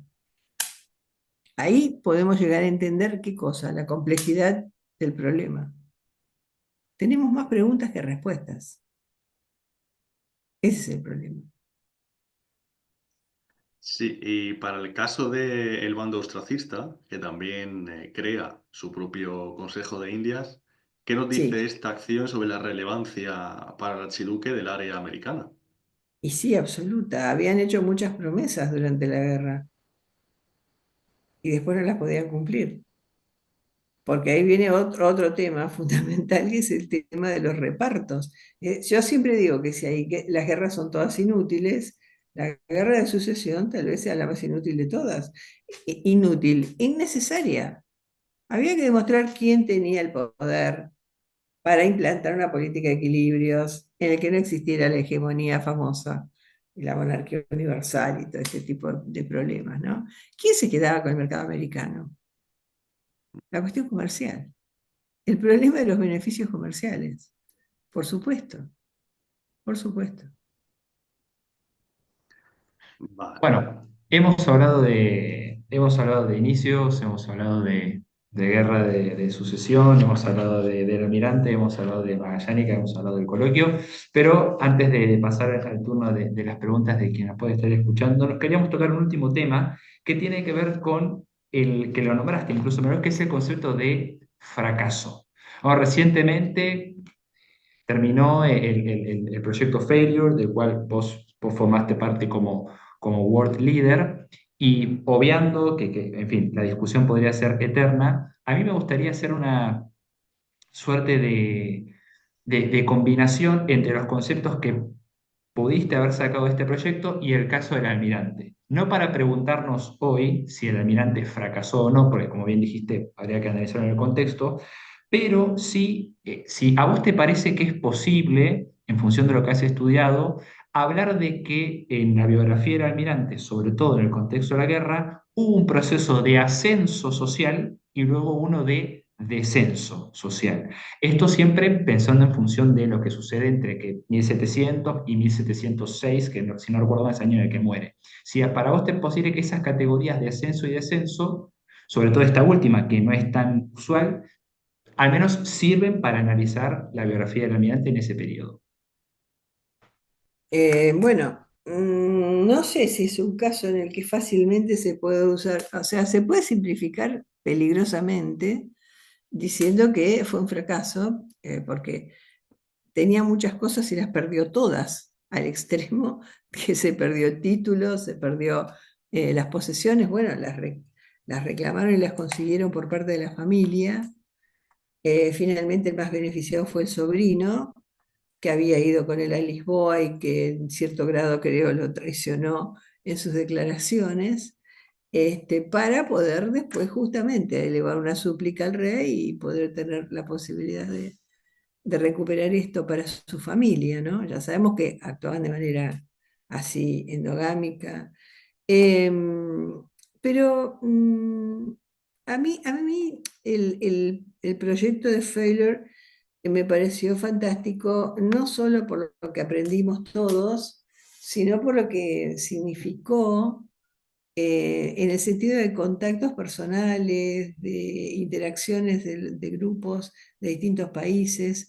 Me parece una experiencia fantástica que agradezco, por supuesto, a la invitación de Antonio Álvarez Osorio y también a todo el trabajo de su equipo, Saúl Martínez Bermejo y todo el resto de la gente que trabajó incansablemente porque son proyectos que llevan tanto tiempo, ¿no? De trabajo administrativo y demás. Pero lo importante es esto, que se generó una verdadera discusión en distintos planos, desde lo conceptual hasta casos concretos que se plantearon. Lo que yo vi más en particular fue todo lo que tenía que ver con biografías y autobiografías, que fue la reunión que nosotros organizamos, en la que, bueno, el éxito y el fracaso son, no digo que sean conceptos reversibles o que eh, el fracaso se puede revertir en éxito fácilmente, ¿no? Lo que sí se trata es de reflexionar quién decide que algo es un fracaso o no. Es decir, ¿quién pone la etiqueta que dice esto fracasó? Bueno, la Armada Invencible fracasó, pero ¿fue así simplemente un fracaso o podemos buscar otras explicaciones que no vayan simplemente por el caso de que fracasó una persona, fracasó una política, decididamente? No, no, hay que ver muchos elementos, ¿no? En ese sentido me parece que es muy importante y yo después de leer el libro de Parker, que el éxito nunca es definitivo, me pareció que efectivamente era una tendencia historiográfica muy vigente y que aborda un tema que es poco frecuentado. De la misma manera que con la guerra de sucesión es hasta hace poco frecuentado el tema de la paz. Es decir, ¿qué es más atractivo, la guerra o la paz? Porque la paz es como que ya es la relajación, terminó la guerra, etc. Pero hay todo un tema de estudio de esto de Estela Gerbas que me parece muy interesante, más allá de estar de acuerdo o no con la teoría que ella tiene sobre el concepto de paz. Y justamente el tema del fracaso pasa exactamente lo mismo. Yo creo que sí, que es posible la reversión del fracaso. Hay mucha gente que revierte el fracaso. Hay muchos actores que empiezan en un bando y terminan en otro. Los exiliados en Viena, ¿eran fracasados o tuvieron éxito? Porque, digamos, bueno, ni hablemos del caso de los catalanes. Es decir, ¿qué es lo que ahí podemos definir? ¿Como fracaso o como un proyecto que no se pudo llegar a implementar en todas sus dimensiones? Porque, digamos, había un pacto de Génova, había antecedentes de que podría haber funcionado. No funcionó. ¿Y por qué no funcionó? O sea, yo Pero, creo que es posible estudiar procesos de reversión, no de transformación de un fracaso en un éxito, sino los procesos que se intenten para reversión. Y ahí el concepto clave, por supuesto, además de crisis, que me olvidé de mencionarlo en toda esta conversación, creo que es resiliencia. Es decir, ¿qué se defendían? ¿Qué principios? ¿Y cómo es posible que hoy estemos hablando de un proceso que tiene que ver con la guerra de sucesión, en el mismo caso de los catalanes, ¿no? Mm, Nuria podrá aportar algo seguramente más interesante al respecto, pero eh, me parece eso, que no es todo blanco-negro. Y la oposición éxito-fracaso para mí es una dialéctica, ¿no? Y a nivel de investigaciones sobre la ciencia, por ejemplo, sabemos que los fracasos son simplemente pruebas que han fracasado, pero que a veces conducen a soluciones, ¿no? Es decir, la guerra ya sabemos, termina, hay una paz. Entonces, ¿quiénes son los ganadores? ¿Quiénes son los perdedores? ¿Y qué pasa después con todos los que quieren revertir el revisionismo famoso, ¿no? De Utrecht? ¿Qué pasa con esto? ¿Eso qué es? ¿Esos son coletazos del éxito o son coletazos del fracaso? ¿Y qué pasó con toda esa política que se supone que era la que fundamentaba el equilibrio? ¿Cuánto duró el éxito y la paz? Ya dijimos que es una paz incompleta, ¿no? Pues sabemos que había gente disconforme absolutamente con los resultados de una guerra en la que hubo gente muy favorecida y gente que sacó menos beneficio, pero los esperaba. Entonces, conformes no estaban. Si no, pensemos en los holandeses. bueno, pero en ese contexto, en ese sentido también, y yendo a un punto ya antes de dar paso a las preguntas que oportunamente pudiesen surgir, yendo más a lo que vos comentabas sobre que una de las cosas que más te llamó la atención fue biografías y autobiografías, dado que en tu proyecto de tesis, y bueno, en el caso del almirante, vos trabajaste y bueno, y lo seguís haciendo hoy, con muchos documentos que se podían englobar en la categoría de ego documento, ¿no? También es un concepto que está muy usado.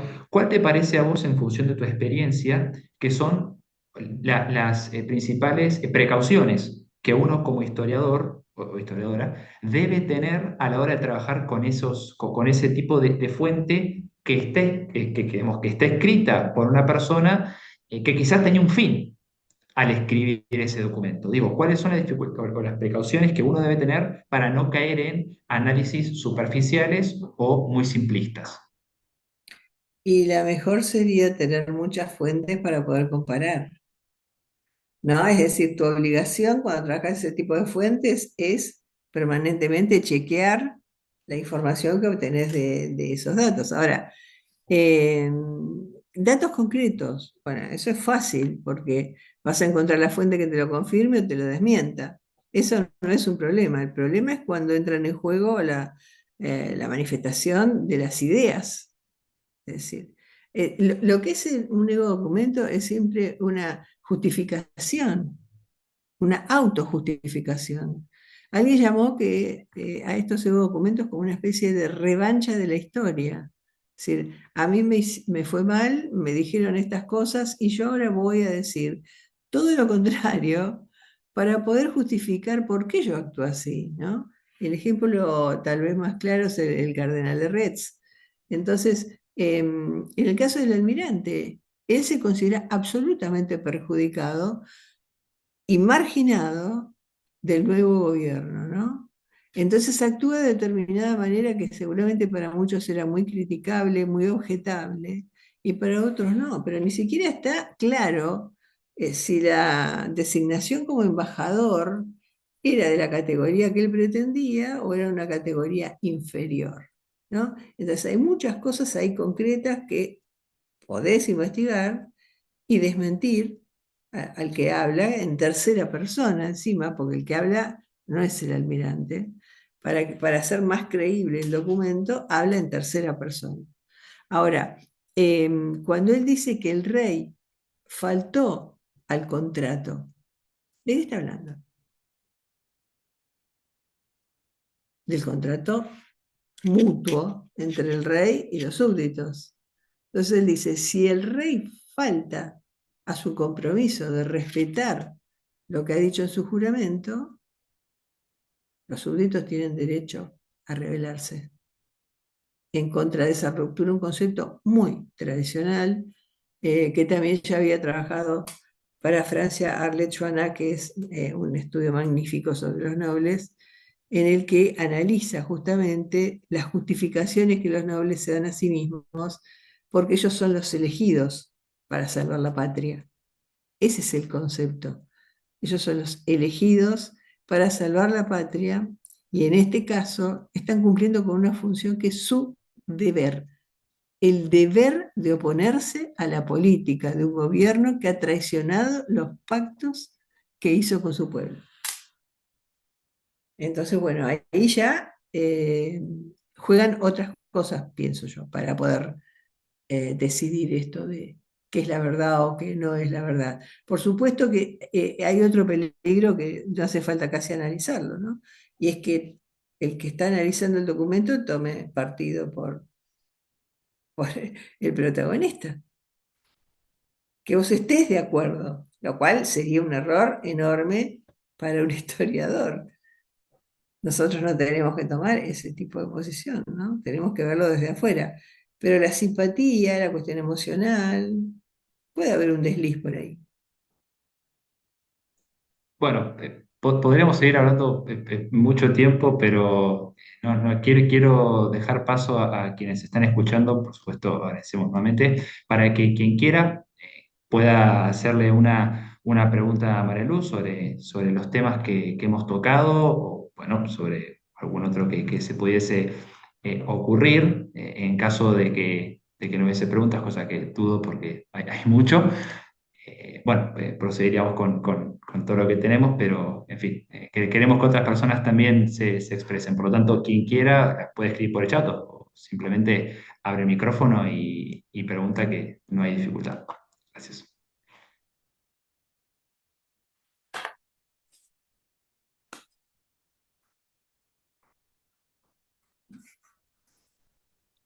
Hola María Luz, querida, ¿qué tal? Muchísimas Hola, gracias. Cristina. ¿Cómo estás? Muchísimas gracias por tus palabras, por esa conversación tan amena, tan ilustrativa que has mantenido con nosotros. Es una delicia siempre escucharte y conocer de primera mano tu propia experiencia. Y en ese sentido, ya lo has apuntado, sobre todo es plantear a quienes estamos escuchándote ahora en directo y quienes lo harán de manera diferida a través de la página web del proyecto Atlanrex y el canal de YouTube que hemos habilitado. Sobre todo, preguntarte hacia dónde crees que se dirige la historiografía En los estudios sobre la guerra de sucesión, más o menos ya has hecho un primer eh, apunte en relación con el tema de la paz, pero ¿hacia dónde va la historiografía? Es decir, hay muchos temas todavía que quedan pendientes, muchas tesis doctorales que podrían llevarse a cabo, por supuesto, pero ¿hacia dónde consideras que vamos dirigiéndonos en ese sentido? Gracias. Gracias por la pregunta. Mira, en realidad yo creo que el tema de la historia global tiene bastante vigencia en este momento, ¿no? Es decir, todo lo que es movilidad entre distintos espacios es algo que yo veo que está funcionando, se está publicando mucho.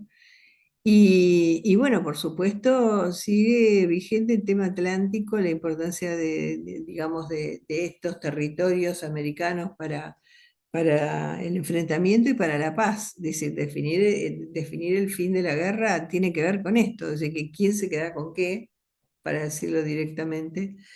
Y también en el auge que han tenido los estudios africanos primero y actualmente los de Asia, ¿no?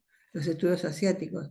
Yo veo que ahí está creciendo muchísimo, ¿no? Los estudios de Filipinas, Japón, etcétera. Veo que la producción crece mucho por ese lado, lo cual no quiere decir que no haya otros aspectos. Creo que la guerra, teniendo en cuenta que termina recién efectivamente en 1725 con el Tratado de Viena, bueno, creo que todavía quedan por ahí, diría Levi, algunos intersticios y huequitos, aunque ya ha sido muy bien analizada la época posterior a la paz y en la obra sí que conocemos, ¿no? De Alvareda, de Nuria, todos los trabajos que se han hecho, todo lo que es la obra de historia del pensamiento, incluyendo al mismísimo Albaladejo, incluyendo eh, a Yurritegui, etcétera, ¿no? Entonces, tampoco me puedo olvidar de aspectos que no han sido muy abordados, como es la participación de grupos populares, eh, tal vez más alguna cuestión específica de órdenes religiosas que no han sido especialmente abordadas. Me extraña que Rosa Labruz no haya vuelto a su primer amor, pero nunca está descartado. Y bueno, la veo a Ofelia y ya me está diciendo seguro que las mujeres no han sido muy estudiadas en la guerra de sucesión y es una absoluta verdad. Así que creo que hay muchos campos todavía para esto. Y incluso digamos, en la historia diplomática, que se ha hecho mucho y vos lo sabés, creo que también hay unas cuestiones cruzadas por ahí que se podrían todavía investigar, dedicándole el tiempo necesario a algo específico, ¿no? A casos específicos. Sí, es inagotable. Gracias, María Luz. De nada.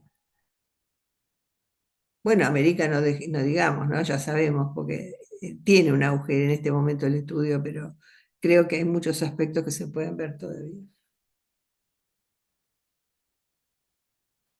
Creo que Ofelia tiene problemas con el micrófono, escribió por el chat, ok. Leo tu mensaje, Ofelia.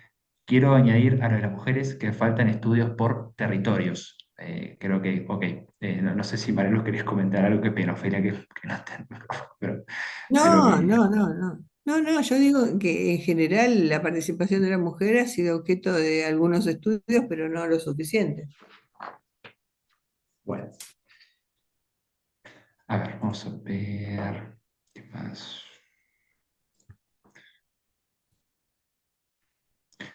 Bueno, si nadie tiene ninguna otra pregunta, yo quisiera aprovechar estos minutos que nos quedan con María Luz para ya sí hacer algunas otras cuestiones que nos habían quedado eh, pendientes, que tienen que ver sobre todo, y estando también Nuria presente, creo que nos puede aportar, que tiene que ver con la figura de Alberoni. también, ¿no? Que vos, María Luz, lo has tocado, quizás no de forma, digamos, extensa, pero sí que has hecho algunos estudios, bueno, Alberoni también, la princesa de los Ursinos, y hay una frase que nosotros, mientras leíamos tus textos, a mí me llamó mucho la atención, que creo que la citás, pero no recuerdo de quién es el autor, que es que bajo Carlos II España habría despertado interés por la debilidad y con Felipe V habría despertado interés por su aparente fortaleza. Entonces, a vos, no te pregunto específicamente por esta frase, pero sí sobre cuál es tu interpretación sobre cuál fue la injerencia de Alberoni para que esa idea de paz incompleta, digamos, se aplicase al caso de la monarquía de España. En otras palabras, de qué forma las aspiraciones de Alberoni, digamos, en el periodo 1717, 1719, Cerdeña, Sicilia y demás, de qué forma eso pone en discusión el presunto equilibrio que se estaba buscando. Y habría que preguntarle a los ingleses de la época, yo creo que sí, pone en peligro todo, absolutamente. Eh, yo creo que ahí ha habido como una teoría tradicional de la participación de Isabel de Farnesio en la cuestión como decisiva, que ahora ya las investigaciones recientes van descartando, ¿no? Es decir, no quiere decir que no existiera, pero lo que yo pienso es que Alberoni tenía una misión política que realizar como representante de la corte de la que venía y bueno, estaba cumpliéndola en Madrid ya en algún sentido y la llegada de Isabel de Farnesio le reforzó esa tendencia y no solamente lo reforzó, lo ayudó en sus planes por cuestiones de beneficio personal, pero además yo creo que no sé si Nuria está de acuerdo, pero creo que lo del proyecto de Alberoni es algo mucho más grande de lo que naturalmente se le atribuye, ¿no? Porque se lo trata como algo, un personaje casi simpático, con características así, ¿no? Muy jocosas, pero yo creo que excede lo que hemos conocido de ese proyecto. Creo que es mucho más importante. Y bueno, aparte a ver, ahí está otra vez, éxito o fracaso. Porque si vos vas a ver la política del revisionismo, sí, se tuvieron que abandonar todo lo que habían ocupado, pero a la larga, ¿quién quedó en estos reinos? Entonces, bueno, ¿cuál es el éxito y cuál es el fracaso? A mí me parece una empresa mucho más importante y que creo que merece bueno, aparte de los escritos de las investigaciones que ya ha realizado Nuria, seguir adelante con la proyección, ¿no? Que es mucho mayor. Obviamente le cortaron las alas antes de tiempo, no sé a dónde hubiera llegado, pero el proyecto era ambicioso. No sé si puedo intervenir un momento. Es más bien una pregunta que no pasa. Por favor, Nuria. Estaría muy, muy de acuerdo. Buenos días, María Luz. Estaría Hola. muy de acuerdo con tu forma de abordar esa respuesta y también entre la relativización de cuál es el papel de Isabel de Farnesio en todo este asunto del revisionismo y también cuál era la ambición final, además de, digamos, plausible éxito, ¿no? Como últimamente ha reflexionado Christopher Storrs, parece que lo que era un plan se acabó formulando, ¿no?, a mediados de siglo con otro aspecto, pero que a algún sitio sí llegó, ¿no? Yo estaba pensando más bien en vincular también no solo la figura de Alberoni, sino también otras personas que aparecen en la corte, que destacan en la corte en ese año, en los años 1700, entre el 12 y el 20, 1712 al 20, con esta idea de la paz incompleta, ¿no? Tenemos un proyecto de paz que entonces ya está sobre la mesa, que se está consolidando, que nosotros ya sabemos que acaba consolidado.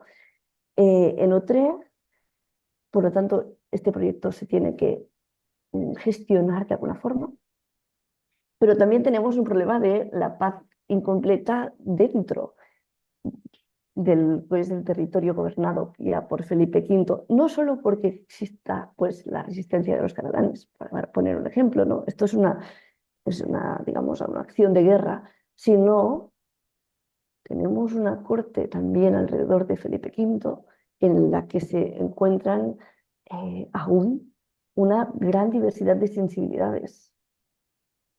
Juan Orri está actuando un poco pues en la forma que él decide, que él considera que es la mejor para la monarquía, y esto está generando fricciones. No es que aquí esté naciendo un partido español, se podría discutir, digamos que existe una historiografía que se ha dedicado a eso, pero sí hay un problema de conciliación, ¿no? Por lo tanto, yo no separaría la paz incompleta de fuera con la paz incompleta dentro. Y también me preguntaba, has hablado de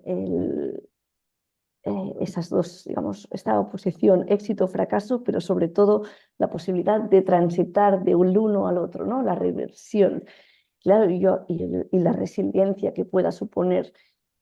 Aquí yo veo también un espacio para una cosa un campo de estudio que yo hallo, a lo mejor me equivoco, poco explorado, que tiene que ver con eh, la restauración de personas, el perdón, si lo queremos poner en términos más legalistas, la amnistía, ¿no? Vamos a encontrar una forma de reconciliación, si es que es humanamente posible. Entonces yo pienso que nos falta para este momento final de la guerra y, digamos, los años inmediatamente después, el enfoque de ese contexto cortesano también desde el punto de vista de la reconciliación. No sé si... Sí, absolutamente, absolutamente de acuerdo, porque yo creo que siempre tendemos a simplificar y a mantener las oposiciones, ¿no? Es decir, acá se solucionó todo y por el otro lado quedaron pendientes los siguientes problemas.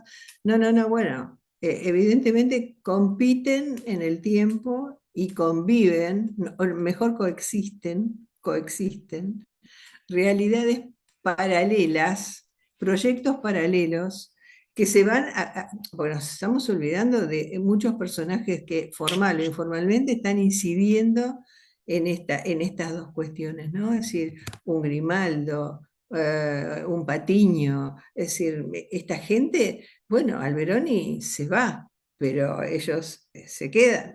Entonces, subsisten seguramente muchos grupos de la corte que dependen de uno y del otro. Es decir, no sé, esto estaría por demostrar seguramente a través de correspondencia de qué manera Alberoni sigue incidiendo en la política de la corte, qué posibilidades tiene de incidir efectivamente, ¿no? En estos grupos que siguen actuando. Sí, me parece que es un tema muy interesante. Y en este sentido, en función de lo que comentaba Nuria, también otro tema que aparece que se relaciona con esto, para unir lo que te está mencionando mucho en lo que vos escribiste, María Luz, que es eh, que lo mencionaste, la palabra crisis, ¿no? Sí. Los conceptos, ¿no? Crisis, resiliencia, pero hay uno que realmente quisiera saber qué opinas, que es la palabra decadencia, ¿no? Para el reinado de Uh, Carlos II. Sí, podemos hablar. Organiza otro, organiza otro encuentro. Pero, No, sí. pero, Mario, yo creo que hay también otro más que eh, nos olvidamos, no es que nos olvidemos, nos salió que fue el tema de transición entre sistemas, ¿no? Es decir, Alberoni también es transición, ya venía actuando y siguió actuando, y si lo hubieran dejado, hubiera seguido todavía más. Entonces, me parece que son todos conceptos muy importantes a considerar. La palabra crisis, bueno, tiene, creo yo, el beneficio de que es un concepto flexible y aplicable casi sin demasiadas reticencias, porque sirve para casi todo lo que queramos explicar. Es una crisis, bueno, después discutamos lo que es una crisis y vemos si lo podemos aplicar. Pero lo mismo transición. Pero lo que yo creo que es un periodo muy interesante. Hay un libro también sobre este periodo que escribió Eduardo Jones Corredera. Me parece fundamental para entender estos primeros años del 18, y tiene un enfoque bien específico, ¿no? Más de tipo económico, pero me pareció muy interesante los planteos que él hace.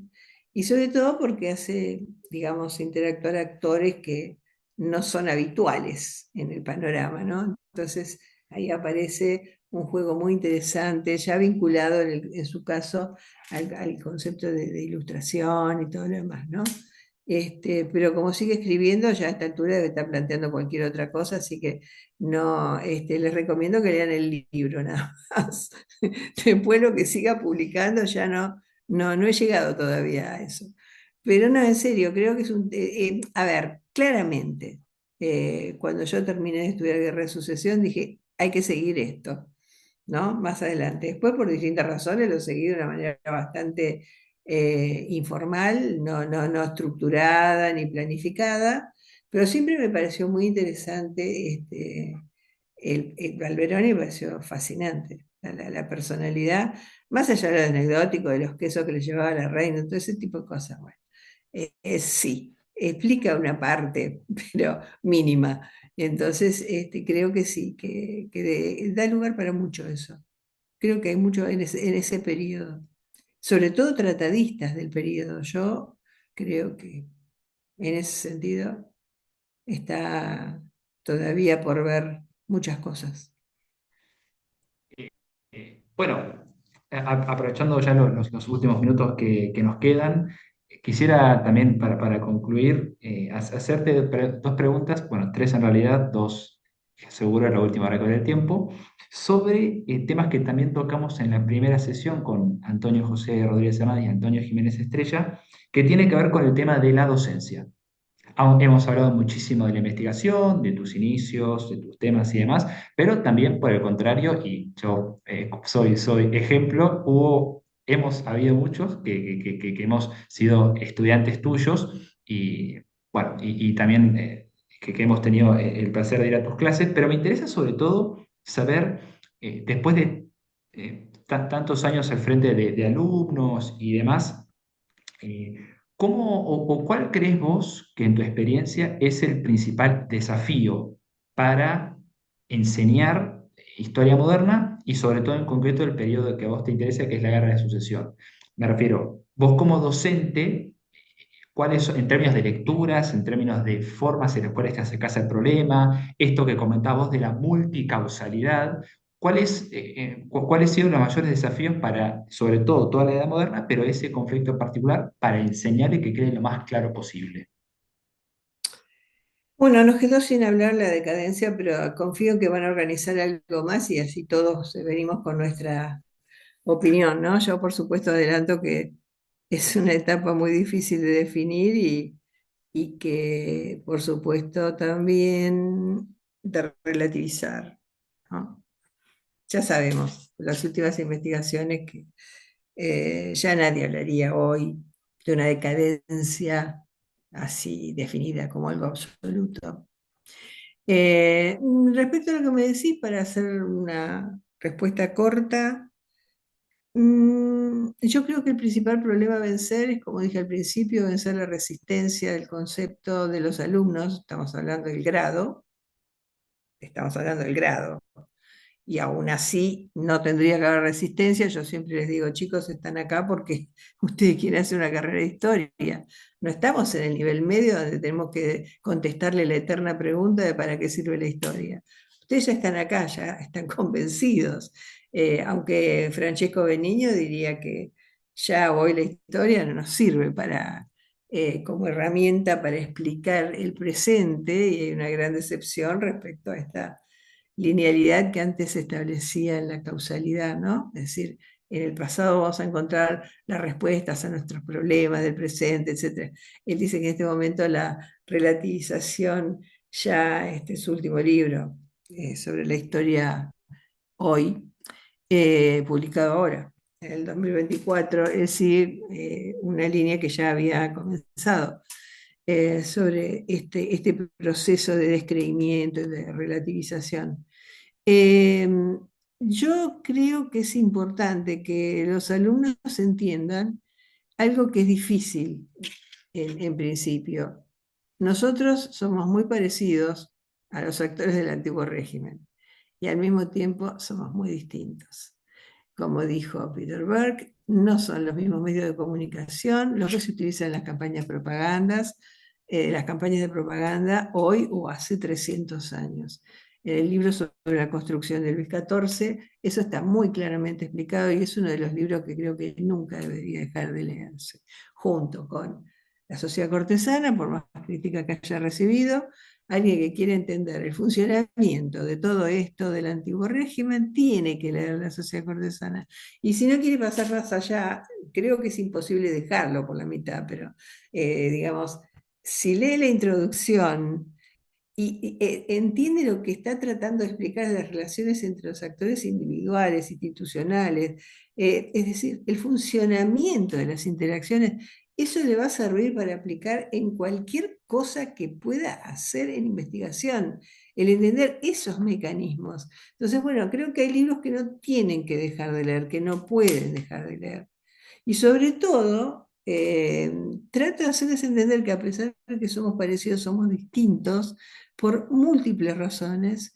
Al Baladejo diría porque tenemos que respetar la alteridad de los actores del antiguo régimen, porque si bien son parecidos o nos parecen cercanos en algunos aspectos, algunos gobiernos actuales perfectamente podrían ser gobiernos definidos como cortesanos. No habría demasiado inconveniente en encajar las piezas, ¿no? Y sin embargo no es lo mismo, porque cuando vos tenés claro que no es que se admite, se ama el sistema, no, no, el sistema que funciona, como diría Dedier, es una convención que está aceptada por todos. Y esa convención implica aceptar que existe la desigualdad, que existe el privilegio y que el mayor interés de lo que llamaríamos gobierno, el rey en este caso y su equipo de gobierno, diríamos hoy, lo que quieren hacer es mantener el orden y sostener el privilegio, porque eso hace posible que ellos existan. Entonces, el privilegio está reconocido, pero no porque se le ocurre a alguien, está reconocido por la ley, mientras que hoy se supone que somos todos iguales. Entonces, a partir de ahí los empezás a hacer pensar y se van a dar cuenta rápidamente que hoy no somos todos iguales, que hay residuos estamentales y que si vamos al antiguo régimen y nos esforzamos, vamos a encontrar algún elemento clasista también, ¿no? Si no es necesario pensar en los estamentos rígidos y punto. No, estamento, casta, todo esto. Entonces, plantearles el problema, decirle que la cosa es muy difícil, pero que si no se proponen entender estos mecanismos básicos, es inútil que sigan adelante porque siempre van a tener un hueco que van a arrastrar, ¿no? Para mí es eso. Si ahí hay otro pacto, como el del rey con los súbditos. Yo les recomiendo lecturas para la playa. La cultura del barroco de Maraval, La sociedad cortesana de Norbert Elias, El queso y los gusanos, La herencia inmaterial, y finalmente la historia nocturna, para que entiendan que Ginsburg escribió El queso y los gusanos, pero es el mismo autor que escribió La historia nocturna. Y cuando Eh, entiendan que no hay colisión, que puede ser la misma persona y que la micro y la macro van juntas, eh, éxito total. bueno, y sí, ya lamentablemente para cerrar, porque nos podemos quedar mucho tiempo, yo tengo una última pregunta que creo que es la que nos hacemos todos, los que estamos acá presentes, porque es algo que realmente quisiéramos tomar como ejemplo. Es, después de tantos años de investigaciones, tantas idas de archivos, tantos vuelos, ida y vuelta, valijas llenas de fotocopias de libros, de congresos, seminarios, charlas, capítulos, artículos y todo docencia. ¿Dónde está tu motivación al día de hoy para seguir investigando? Es realmente una pregunta genuina, es ¿dónde hallás la motivación necesaria para seguir investigando, seguir hurgando en los archivos? Eso es realmente algo que, al menos a mí personalmente, me genera mucha incertidumbre y quisiera saber, sobre todo para tomarlo, ¿dónde está la motivación diaria? Eso es realmente, y con esto ya, antes de hacer anuncios parroquiales.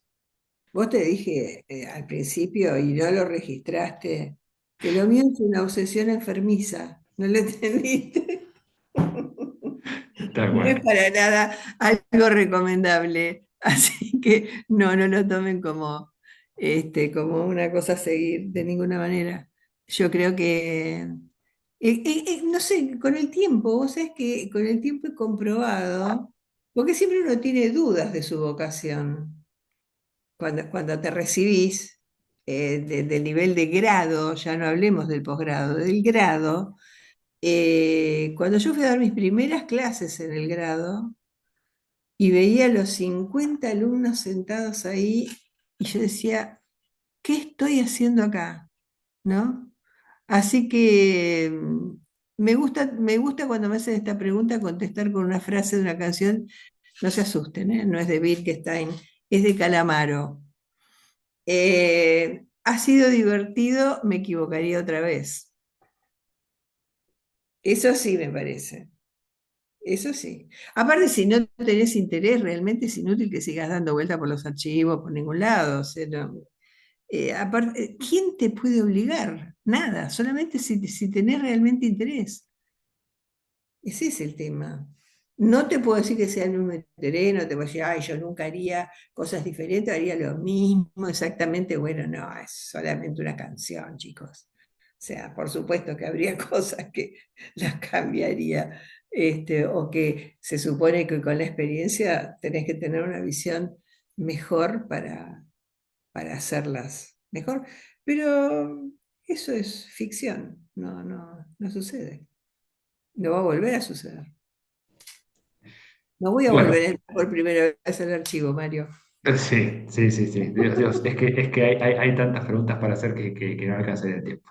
Pero, en fin, dicho esto, ya 2 horas han pasado junto con Alberto, a quien daré paso para el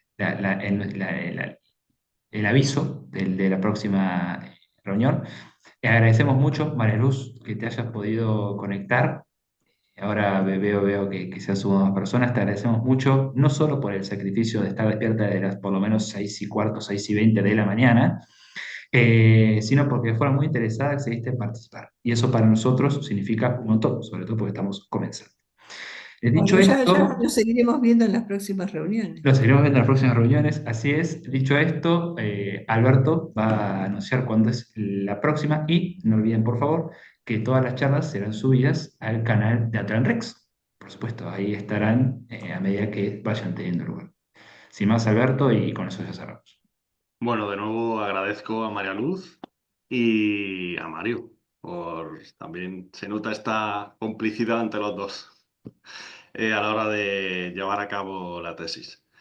Bueno, pues solo quería recordar, por finalizar, que tenemos una sesión la semana que viene con Antonio José Díaz Rodríguez, de la Universidad de Córdoba, a esta misma hora, a las 11, y que se podrá seguir presencialmente en la Universidad Autónoma, en la sala de vídeo 2 y también a través de Zoom. O sea que quedáis emplazados, de todas maneras, pues lo difundiremos por los canales que hace falta y bueno, la grabación de esta sesión, como ha dicho Mario, pues será subida a la página de Atlan Rex y también al canal de YouTube para tener acceso. Así que nada, de nuevo muchas gracias, María Luz, por la participación. Gracias a ustedes. Bien. Muy Muchas interesante. gracias. Sí. Gracias. Hasta la próxima. Nos vemos en las próximas sesiones. Hasta la próxima. Gracias. Hasta luego. Hasta luego.